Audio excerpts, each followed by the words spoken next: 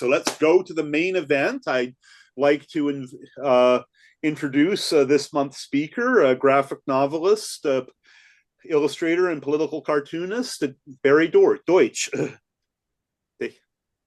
Hello. So I'm Barry. I was born in New York City, as my mom may remember, but I've been in the Pacific Northwest for about 30 years now, 35. It's a while. Um, so um, I think of well, let's just get started with the slideshow. So I think of my uh, cartooning career, such as it is, as uh, kind of consisting of I am screen sharing, thank you. Um, of four distinct things. So the first is the Hereville graphic novel series. So has everyone seen three Hereville books on their screen? We are. Yes. Yes. Woohoo! Okay, so these are the three Hereville books. They were published by Abrams. They're about yet another troll fighting 11-year-old Orthodox Jewish girl. And I worked on these for years. I'm really proud of them. Unfortunately, while I was doing them was also when I discovered that there was one thing bad about being a graphic novelist for me, which is, well, I'm getting ahead of myself. Um, let's see.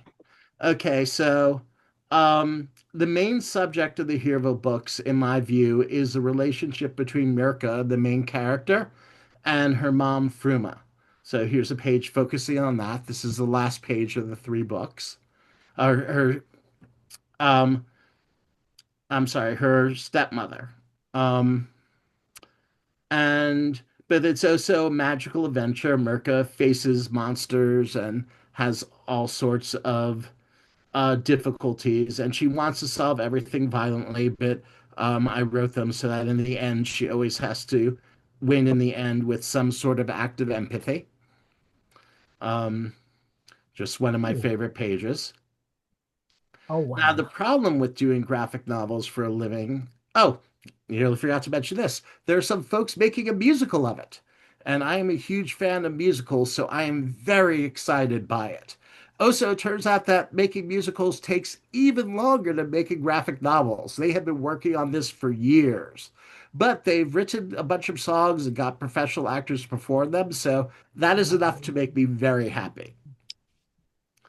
Now, the problem is, are you guys all seeing like a bar from um what's it called? Zoom that's blocking part of the image? No. Uh, No. I Oh, good. I'm not. Then I assume I'm the only one getting that, which makes sense. No, it looks Okay, great. so the problem um with being a graphic novelist for a living for me is ADHD.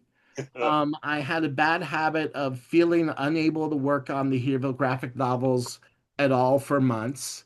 And then when the deadlines got close enough, I then had to spend more months working 12 to 14 hours a day. So on the one hand, I was very excited and happy about the work I was producing, but on the other hand, it was actually not a very fun life for me. Um, so nowadays, the biggest thing and most popular thing I'm working on, and I'm sure the most popular thing I ever will work on, is the Wings of Fire graphic novel series. They're based on the prose novels by Tui Sutherland, and I just saw I misspelled Tui when I made this slide. They're mostly drawn by Mike Holmes, but we have a side series of graphic novels drawn by Parker, and me and my friend Rachel Swirsky co-write the adaptations.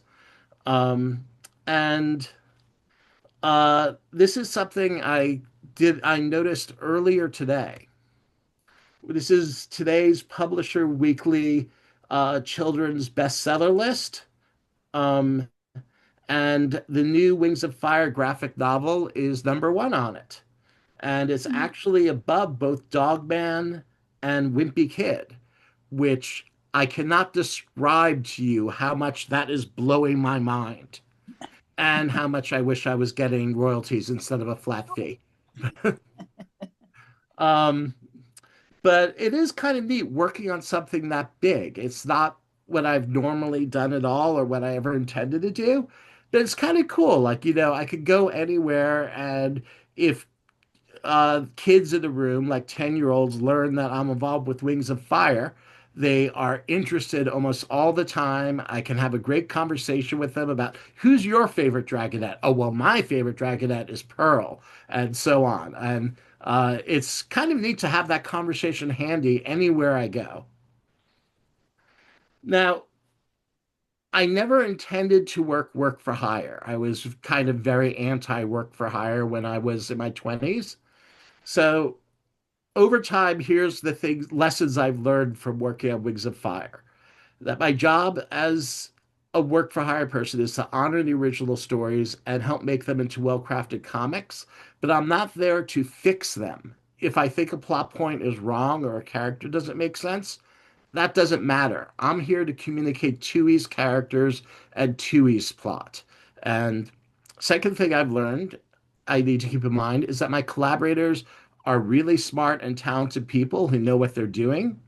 And I mean Tui, I mean the Mike and Jake, I mean the editors, everyone. So when they make changes to what I wrote, they might be making it better. So it does not pay me at all to be precious about things. I try to keep an attitude of caring a lot about cartooning craft when I write the scripts and think about how to tell a story, how to do the layouts. I do the best I can, and then once I turn in the script to Scholastic, move on to the next job, forget about it. It's now my collaborator's job, and I trust my collaborators. So, another thing I do is Super Butch. Uh, this is a collaboration with my friend Becky Hawkins, and it's a comic book series about a lesbian superhero in the 1940s who protects the bar scene from corrupt cops. And Becky and I make virtually no money from this, so it's purely a labor of love, and therefore a very slow labor because we both work on it in between jobs that we need to do. But I completely love it. It's probably my favorite thing that I work on. And this was inspired by many years ago, reading a nonfiction book, an oral history of the lesbian bar scene from the 30s through the 60s called Boots of Leather, Slippers of Gold. And this is a great book, totally recommend it. 99% of it is just the voices of the people the authors interviewed. And there are so many great stories in there. But I remember reading this decades ago, and I kept on thinking, now this is a community that really needs superheroes. Um, so, and that was kind of the germ of the idea for Super Butch. Um, so the main character of Super Butch is a reporter with the initials LL, of course, uh, who works at a daily city newspaper. She's also a young black woman who's passing as white so that she can work at the white newspaper. Um, and so we follow her life and the life of some of her friends from the bar scene. Um, and of course, in the bar scene at that time, one of the things they have to deal with is police abuse. And eventually, Super Butch shows up. But at this point in the story, Super Butch is almost more like a myth or a legend to most of them. They see her, she comes in, she hits the cops, but then she leaves without talking to anybody. Um, and it's a great chance with Hereville and Wings of Fire. The page counts are very strict. The publishers have the page count, and if we go over it, that costs them a ton of money, so we're not allowed. And it has to be very disciplined. So with Super Butch, we're kind of doing the opposite. Uh, I'm being completely undisciplined. If there's something we love, we find while researching history, then we go ahead and try and find a way to put it in. Um, so, for instance, although this comic is mostly about the bar scene, the black lesbian scene in the 1940s was actually centered around house parties. And people like Ruth Ellis, who is a real person, um, would host these amazing house parties that were the center of social life for the black lesbian communities in their cities. So this page is by Becky, and I love this page so much, and I just want to show off some of the details Becky put in there. So here we see the front lawn and the barbecue set out, and then there are cutaways of the house, and we can see people socializing and chatting in the house, and someone making their way up to the second floor. And on the second floor, we have the kitchen, which is filled with women cooking and taking a bird out, and also a bunch of senior women who are playing gin. There's also a woman desperately knocking on the bathroom door while two women are making out inside. Um, and in the other room on the second floor, we've got a band and dancing going on. And finally, in the attic, we have three different couples who have scattered to different places in the attic looking for a little privacy. Becky really does extraordinary work in this. And the fourth thing I do, and the main thing I'm going to be talking about today, is my political cartoons. Um, so I've been doing political cartoons for many, many years. This, for instance, is a cartoon that I did around 1990, and it's one of my earliest ones. And um, I did not entirely know how to draw at the time, but that's okay. I had enthusiasm. Um, then over time, I still did political cartoons, and I wasn't really able to make much money from them, certainly not a living. So I began to not care about what was commercial. And so I would do things like, weird formats and absolutely enormous cartoons that could not be printed in the newspaper. And that was actually a lot of fun. Completely impractical, took forever to do a cartoon, but fun. Then eventually Patreon came along. And I was such an early person on Patreon that my Patreon address is patreon.com/Barry. Um, that was still available. And Patreon has made a huge difference because, like a lot of things on the internet, it eliminates the middleman. I don't need to convince editors to buy my cartoons. Um, I took this screen cap earlier today. So currently, I have 599 members. Um, and basically, I make about half my living from Wings of Fire and about half my living from this Patreon. And it feels like real age of miracle stuff to me that I'm able to do that, that I'm able to just draw whatever cartoons I want and not worry about selling them to an editor or anything, and I can still make a small living from it. Okay, so hold on a moment. So what this is, if I can get it to work, is a time lapse of me drawing one of my cartoons. So you can see I start with these very scribbly figures, just trying to work out what's in each panel. And then I do one or two layers of pencils on top of it. Um, and um, there's a lot of scribbling going on, which is being obscured by how fast this is going by, since this is like a zillion times faster than I actually draw. I don't really have a picture of images in my mind before I draw them. I make images on the screen or on paper, and it's by drawing them that I figure out what the images are. Now, you might have noticed there that the fourth panel was on a moonscape, um, and there's no and what happens to me a lot of times with the writing of these cartoons is I'll write the cartoon and then I'll spend hours and hours and hours drawing the cartoon, which is great. It's a lot of fun. But that gives me a lot of time to look at the gag and decide that I hate it. So that's something that happened in this cartoon. And when we get there, you're going to see I'm going to kind of throw out all of panel four and do a new panel four. Okay, and doing the coloring and the lettering.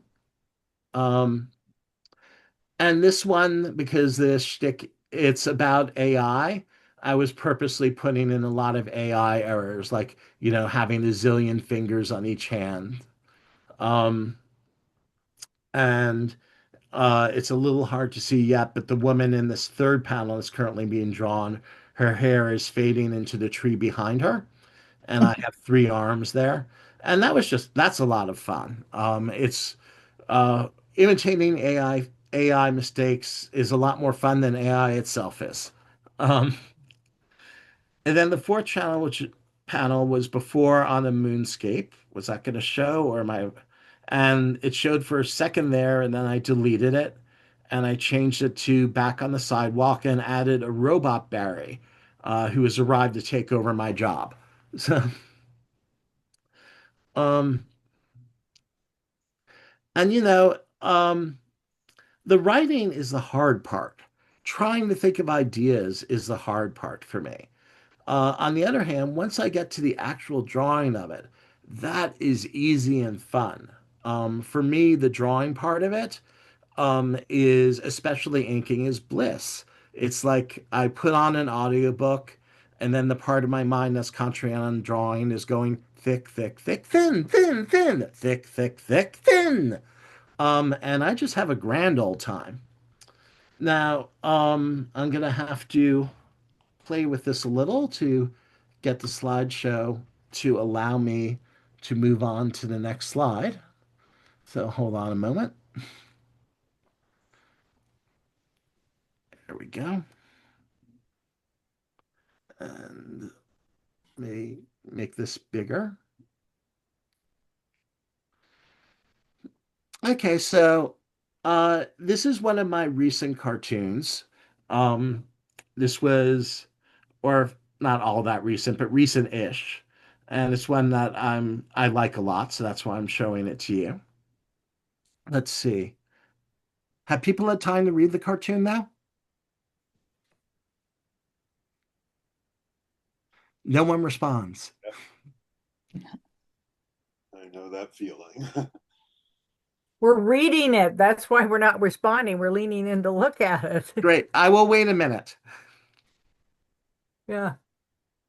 Well, I've enjoyed your cartoons a lot on Facebook. And I Thank you think so much.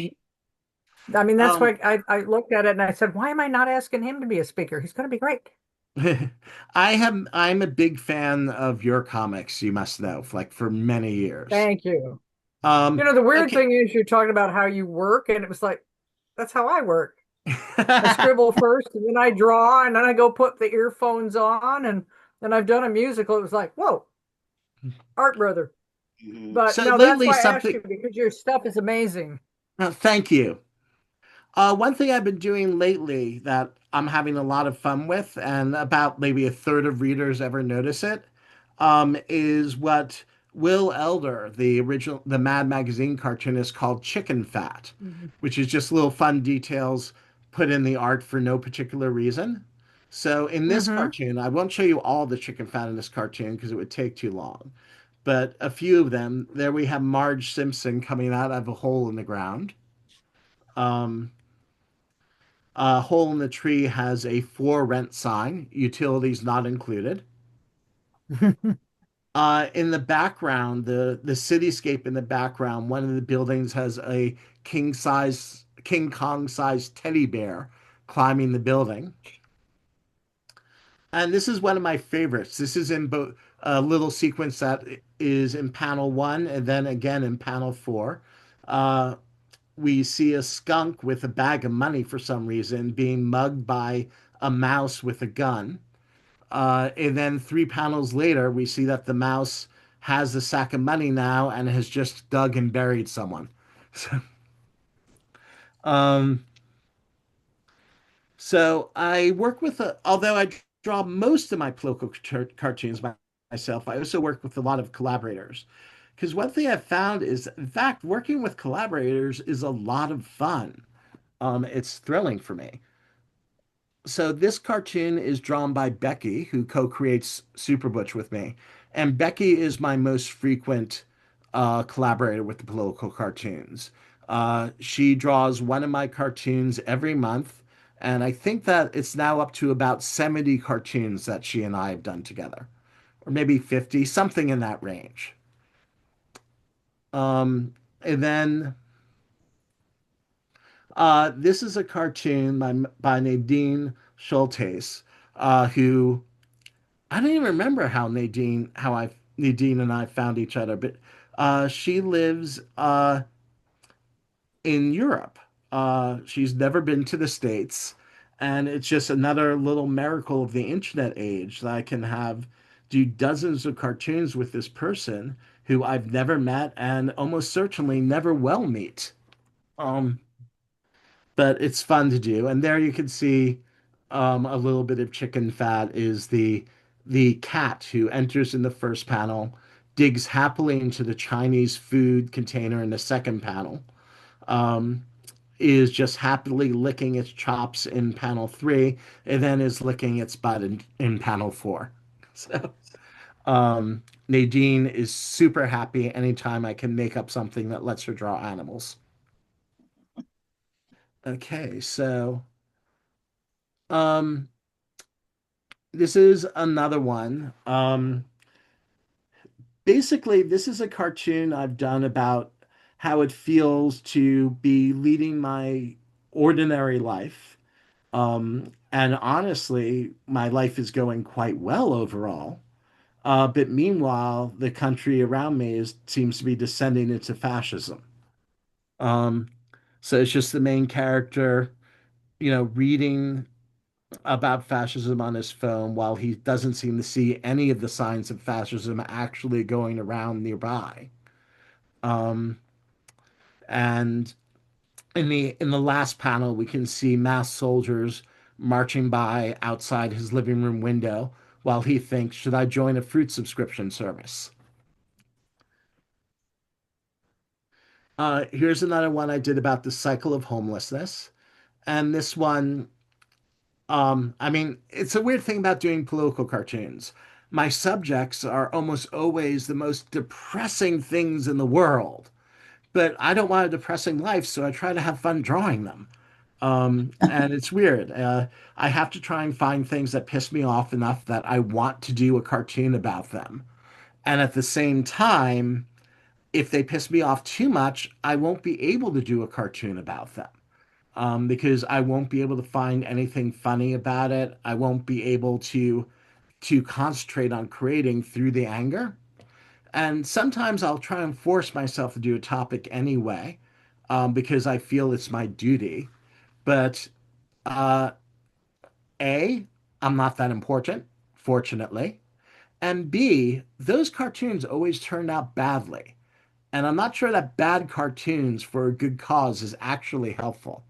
So I kind of let my inspiration goes where it goes, and if it means there's something terribly important that I don't have a good idea for, that's okay. Other cartoonists are handling it.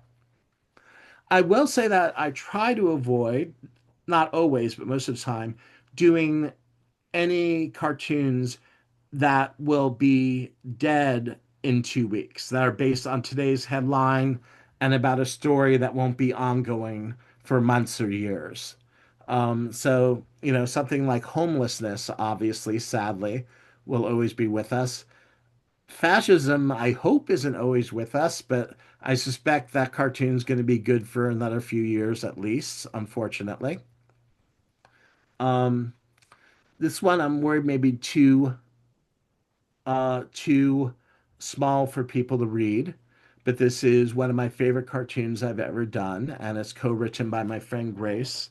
And it's basically about um, how trans girls in sports, no matter how hard they work, and no matter how long it takes for them to just win a single race, will never, by many people, be given any credit or any fairness. You can lose 30 races and win one, and all people will be saying is, well, obviously she's cheating because she's trans. And it's put those girls in a really terrible situation. Um, okay, so one thing for years as doing political cartoons became kind of my main creative outlet. I was feeling bad about myself because I was feeling like I'm not getting any work done. I'm not getting any comics done because I'd always had this dream of making graphic novels since I was a teenager. And here I was, and I wasn't doing anything but making these little things. At some point, as a Patreon reward, I started printing these collections. Most of them are about my political cartoons. Most of them are about 200 pages long, and it has made me feel so much better to have them on my shelf and something I can hold because it's like, oh, look at this. I have accomplished something. I haven't been doing nothing for years. And I know that sounds completely irrational to say it like that, but I really needed to see the books to be convinced that I had, in fact, been productive as a cartoonist. Um, and my cat noticed I was trying to take a photo of my cartoon collections, and she objected to that. Okay, this is my most recently posted cartoon. I'll let you all read it.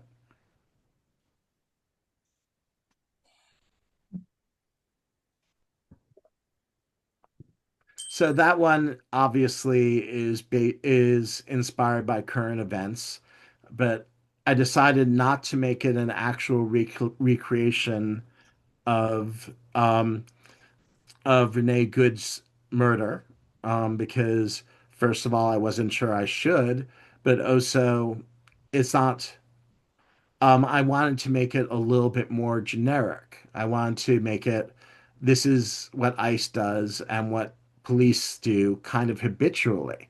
Any terrible, unjustifiable shooting is justified as I was in fear of my life. Um, okay, so let's see. So I will now, I'm hoping we can do some Q&A if anyone has questions for me. And just because I think they're fun to look at, I've got a time-lapse film of me drawing a Hereville panel going on while we do Q&A. So any questions? Pretty please.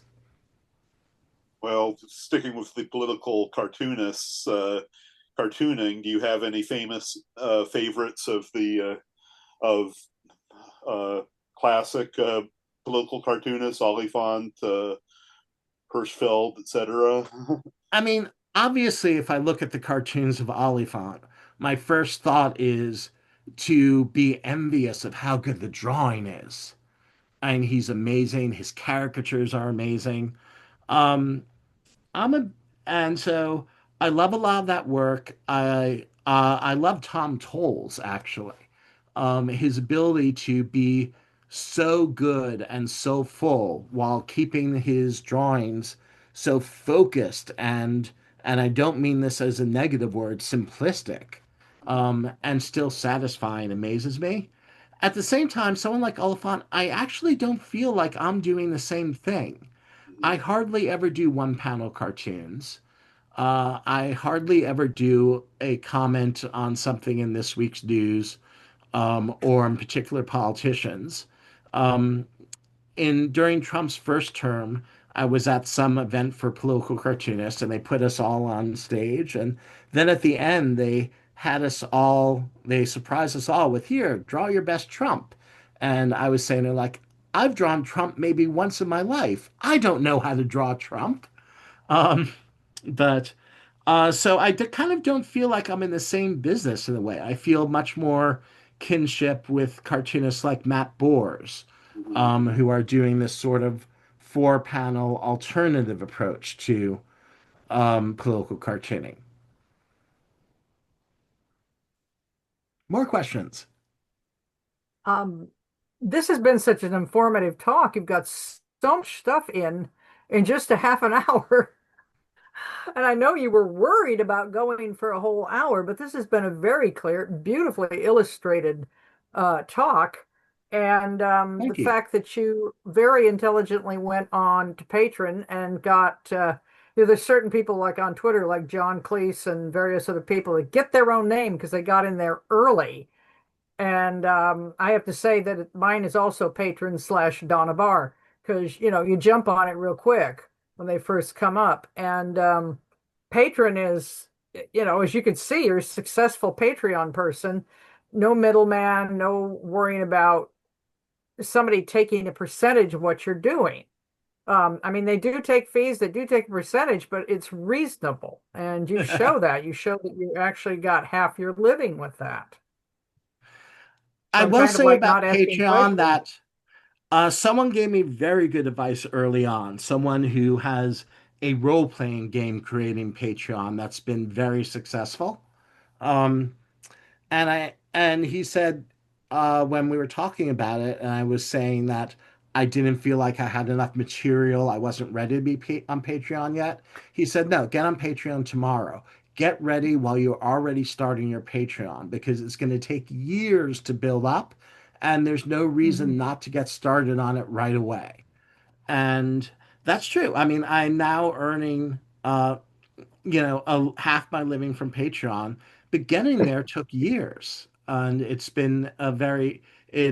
was a gradual thing. So anytime someone asks me about being on Patreon now, my first advice is always, if you're going to do it, start it tomorrow. Start making your Patreon tomorrow.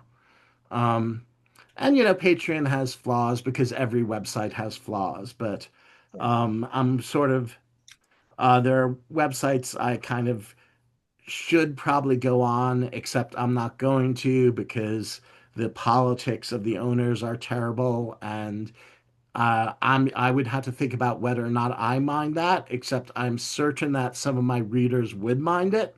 But um, overall, I just feel very, very lucky to be in a time when this is possible.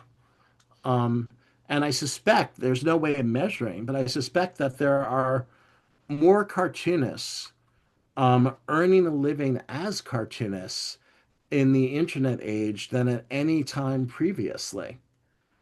Um, Mhm. so that's kind of amazing. Yeah, and there's so many tools, like as you demonstrated, there's so many tools where you can be your own owner, your own person who's running your own life, so that while half of your income is coming in from Patreon, who basically they leave you alone no matter what you're doing, it's up to you. You can then pick and choose what kind of good projects you get to be in and to draw your political cartoons. So it gives you I know I'm kind of like inserting, I'm just kind of backing Barry up here and saying it gives you a cushion. Okay. So, anyone else have any other questions? I Do you go to conventions? very rarely. I used to go to conventions all the time, especially when Hereville was my main thing, and I had this whole Hereville pitch worked out, and um, but then I realized something like I went to TCAF once, the Toronto Comics Art Fest, and it was Mhm. 2 or 3 days, I forget. Wonderful cartoonists go to that, and a very busy, successful con. And for whatever reason, I didn't sell a single book.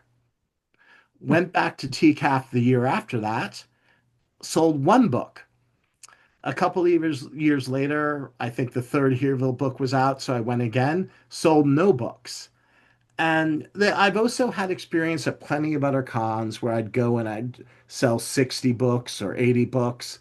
But I realized that um, after those TCAF cons, I was so miserable because I am an egotistical person. I am full of ego. But my ego has its limits, and zero sales in 2 days really drives it down into the ground.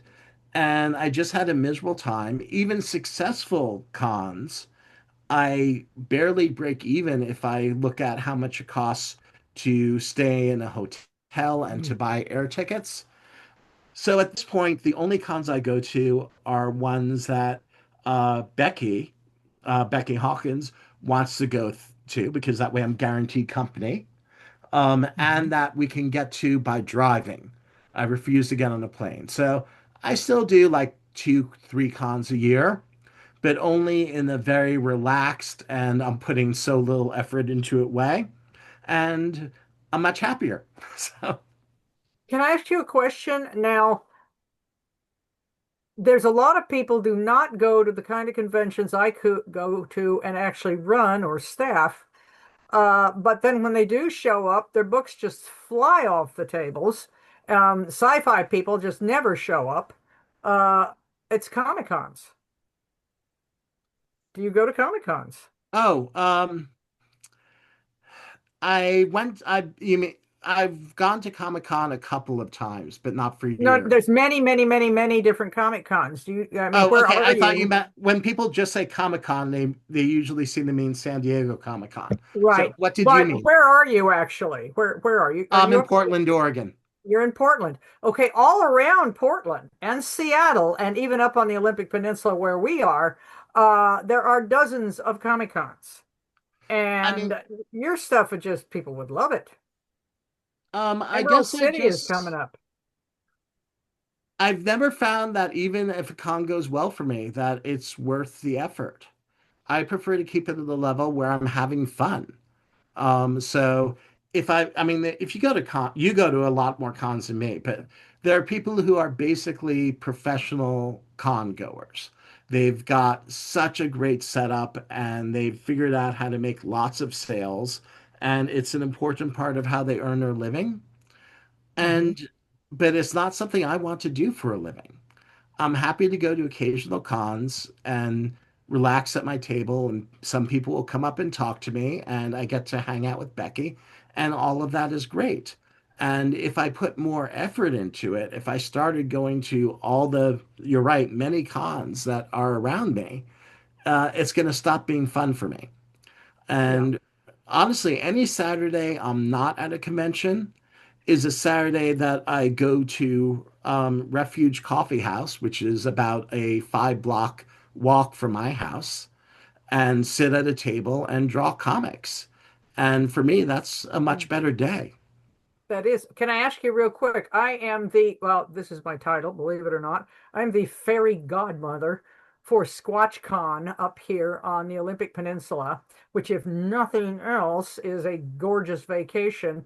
And we're always looking for guest artists. This is fully funded. You get a hotel room, you get your table, and they have you do panels and meet the folks and everything. It's a lot of fun. It's in Port Angeles, which is a nice little town.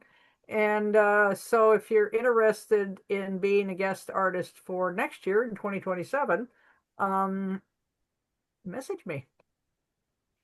Um, how far drive? Where is it driving distance from Portland? Well, you know where the Olympic Peninsula is in Washington State. Yeah.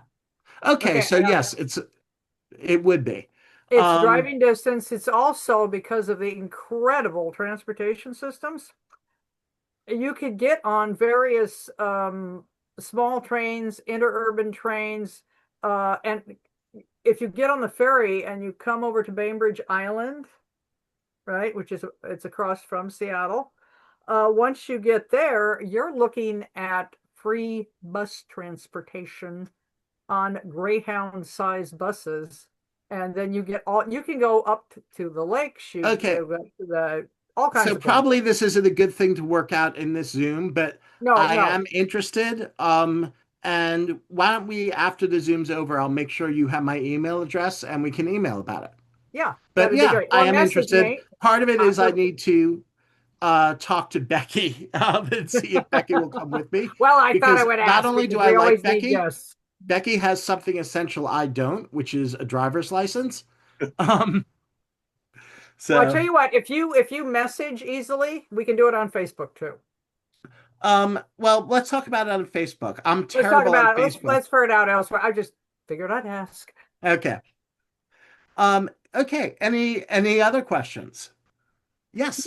I just want to say that I thought it was fascinating to see the movie of you or the video of you drawing and watching each um, cartoon sort of take place and become a real thing. That was very interesting how you did that.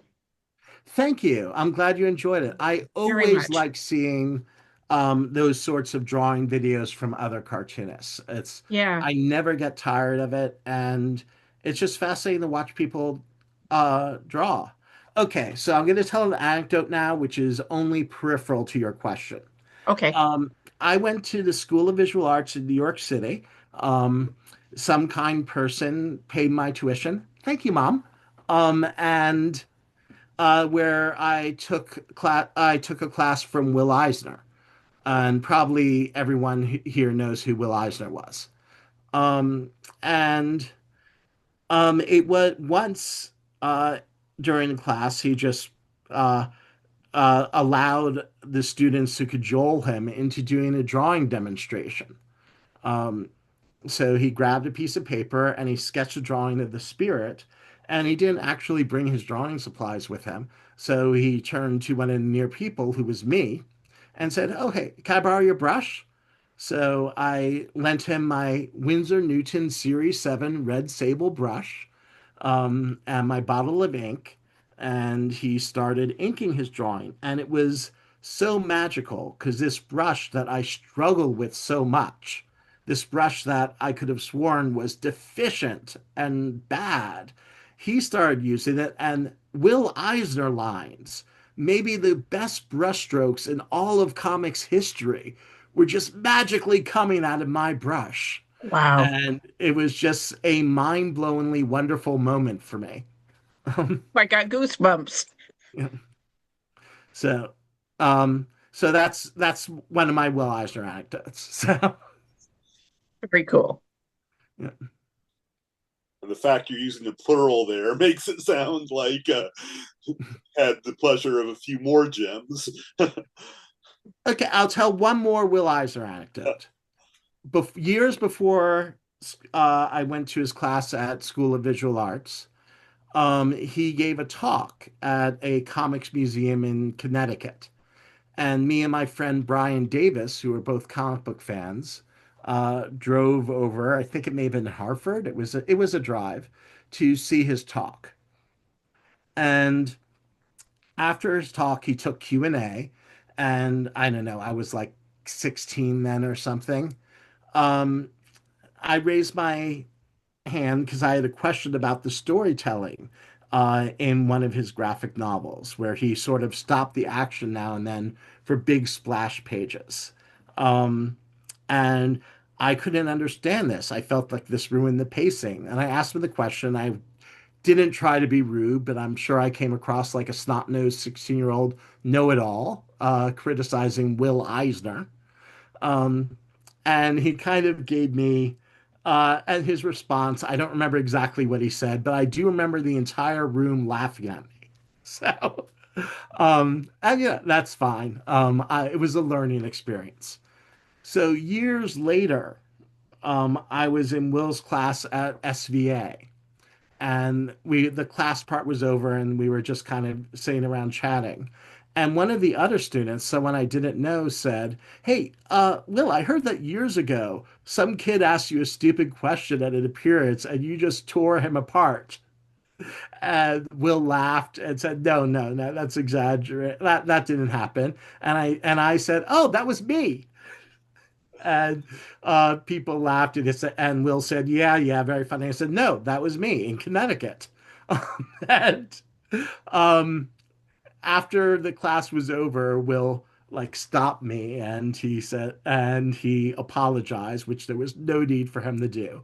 And that's why I told him. But that is my other Will Eisner anecdote. Very cool. So Will Eisner is one of my very favorite cartoonists. And his brushstroke quality is magical to me. He reminds me a lot of Walt Kelly, who did Pogo. Oh, I can see And that. That's uh, my great aunt Jerry was the copy editor of Walt Kelly's Pogo reprint books.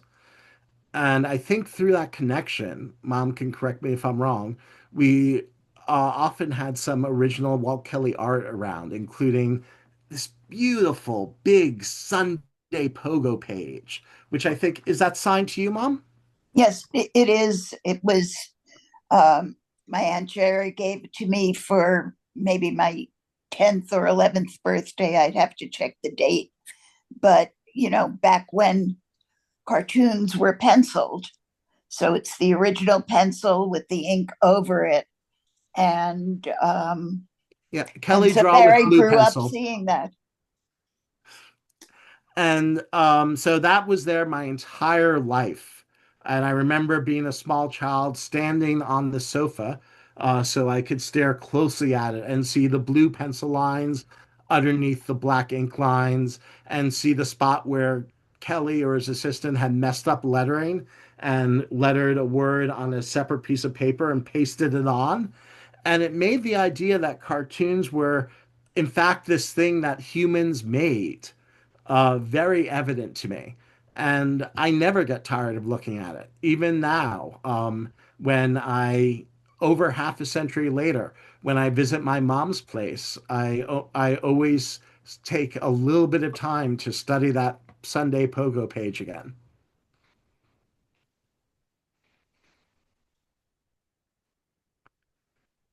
Okay, so anyone else have any questions? I've stunned you all into silence. What's your plan for your next project? What's my next project? Um, Drawing more political cartoons, writing more Wings of Fire, working on Super Butch. I'm, um, I still have this feeling I should be working on a next project that's different. But honestly, those things combined are a full-time job. And doing those things actually goes against my life goal of being lazy and indolent. So, um, right now, I guess I'm enjoying the status quo. I mean, it's something I feel a little bit bad about. The world is in flames, and I'm enjoying my job more than ever. So if I get inspired to do something else, then I'm open to doing it. But at this point, I'm gonna just continue doing what I've been doing. There are something like uh, I think me and Rachel have written 11 Wings of Fire books so far, and Mhm. Tui has written 18 or 19 so far, and she's working on the next one. So we can keep doing those for quite a while. Actually, that's wonderfully satisfying to hear that someone is happy what they're doing, that they have projects ahead of them, that they're not going to be having writer's block. And by the way, your cartoons are an inspiration when they show up in a bad time. There is somebody who's voicing the problems, who's demonstrating them, they're trying to make simple bad things complicated, and you kind of pop their little bubble for them. Beautiful work. Beautiful work. Thank you. Um, People often criticize me, the comics. I mean, honestly, half of whether or not anyone likes a political cartoon is whether or not they agree with it. I think that Mm-hmm. the only people who can actually look at a political cartoon they strongly disagree with and say, oh, that's a good cartoon, are professional cartoonists, and not even all of us. Um, but political cartoons almost never change anyone's mind. They're not very persuasive. They are for people who agree with you. And the way I think of my political cartoons, the purpose they serve is to um, make people feel less alone, like people who are just seeing how ridiculous and terrible and strange the world around us is. My cartoons can be a little thing that says to them, "You're not alone. You're not the only one who sees it. I'm seeing it too. Whoever shared this cartoon with you is seeing it too." And it's like a small comfort that I can provide, but it's what I'm able to do with the talents I have. So I do it. And very well. Okay, and I feel like we've actually used up the allotted time. So Very fast, and more power to you for it did an excellent job. And we don't ask for more than an hour because it's a Saturday and public speaking is strenuous. And so when someone has done a wonderful job for us like you have, I think we're all very, very grateful for such a very entertaining and informative talk. Okay, well, thank you so much. So, and I'll try and come to watch someone else's talk. Oh, very cool. And as I said, the drink and draw is also a very useful. The drink and draw is in Seattle, though, or is it in Portland? It's online. It's Zoom. It's Zoom. Oh, it's online.